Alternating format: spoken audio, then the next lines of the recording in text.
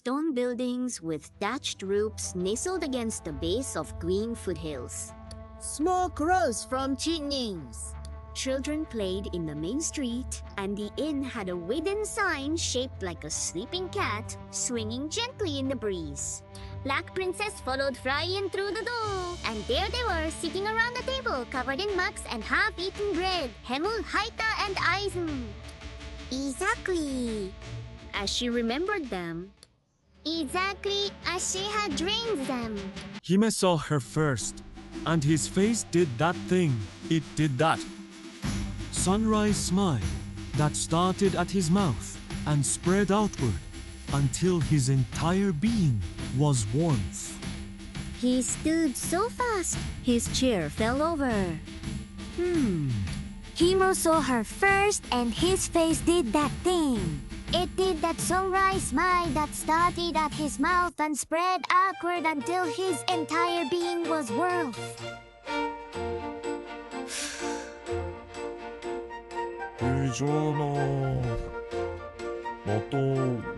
He stood so fast, his chair fell over. Black Princess. He said, and his voice cracked on the second syllable. Haita set down his tea with trembling hands. Aizen looked up from his bread, said nothing, but the corners of his mouth moved in a way that from a dwarf was equivalent to sobbing with joy. She opened her arms. I am back. Miss me? Actor Yi, the Toll Road Giant. The reunion lasted 3 months a while and 1 round of arm wrestling that Aizen won by existing. Then Fryaring spread a map across the table and pointed to a mark far to the east. The ruins of Ustad, She said.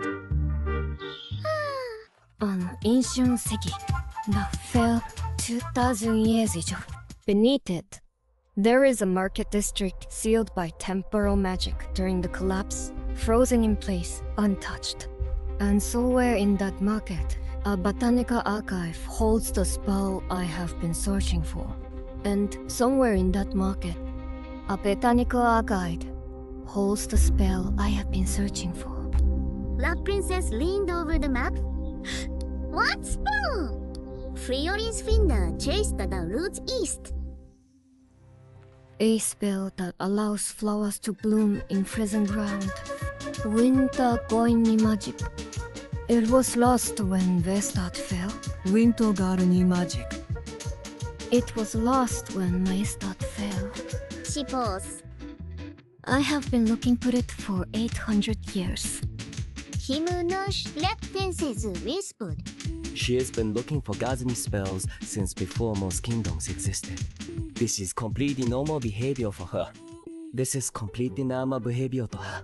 The road east touched them through the Greymon Mountains, 3 days of rolling foothills that gradually steepened into real peaks. The weather was kind warm days and cool nights, and the road was good. Packed dirt and ancient cobblestones that had been walked by thousands of travelers before them. Himo sang matching songs, most of which he made up on the spot.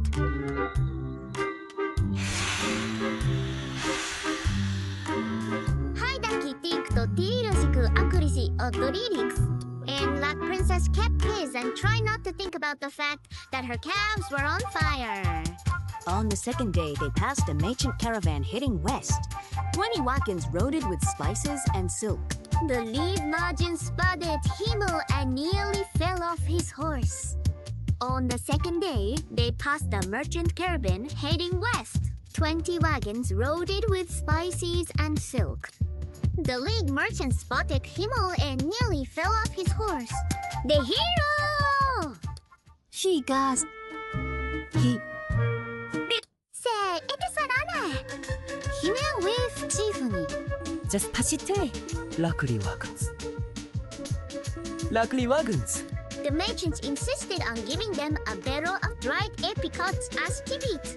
Aizen carried it under one arm without comment. Black Princess whispered to Fryan. Aizen carried it under one arm without comment.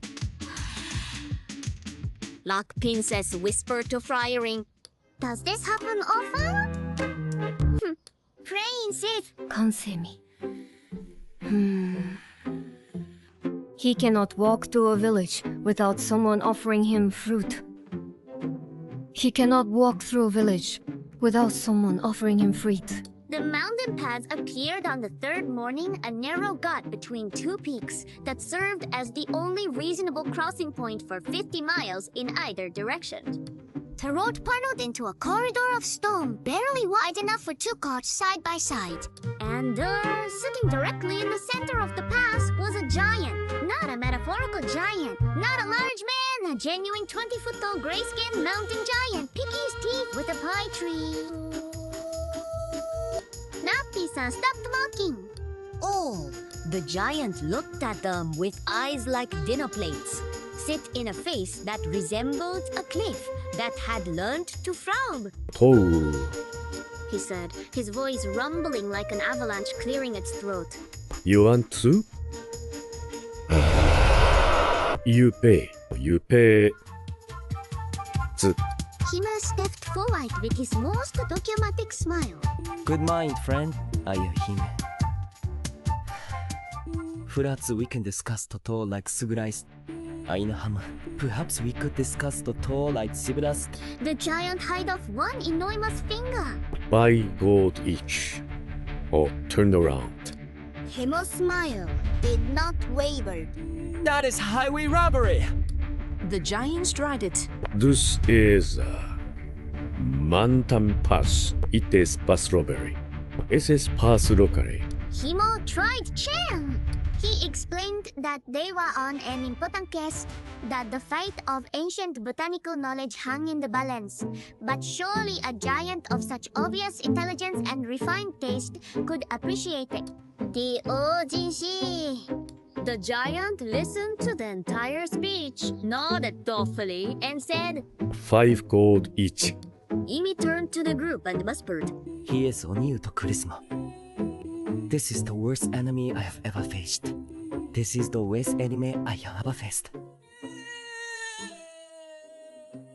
Haito stepped forward next. He raised his staff and spoke of the Gomez's teachings on generosity, on the virtue of allowing travelers safe passage, on the cosmic reward that awaited them who opened parts rather than blocked peak. Him!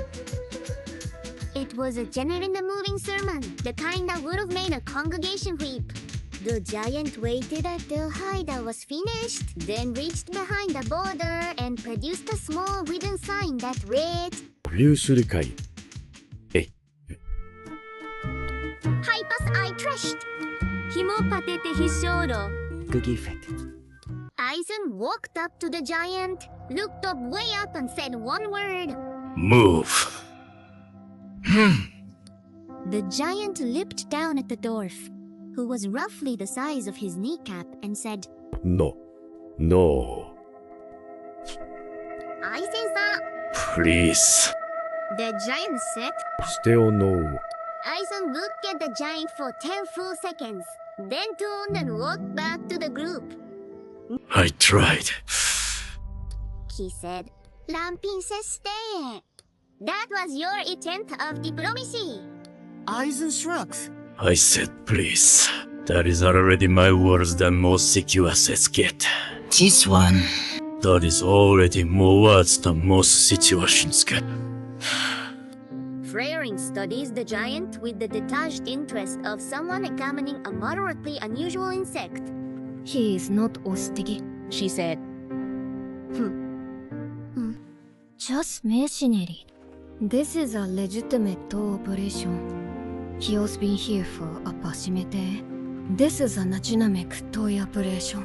He has been here to approximately Suppose! 8 years. Based on the whereabouts on those borders. the giant lift supplies. 79. Kikurette! Friari nodded. Close enough. She turned to the cliff. We could fly over him. I could carry everyone, one at a time. I could carry everyone, one at a time. Laughed Princess raised her hand. I volunteer to not be dangle hobo a mountain pass by an elf, please. While they debated options, 3 goblins appeared on the rocks above the pass. Small green creatures with the ghastly daggers and expressions of maximum mischief. They screeched and charged down the slope to get the party. Hemo drew his sword so fast it sank. But before he could swim, the giant reached over casually, plicked one goblin off the mountainside with his thumb, caught the second by the ankle, and set it down facing the other direction. And the hit rang into Rishin and knocked his young unconscious. The giant looked at the party. Black Lens are free of charge. He said. Well, not good for business. 2 more goblins appeared, then 4 more, then a whole stream of them pouring over the hugs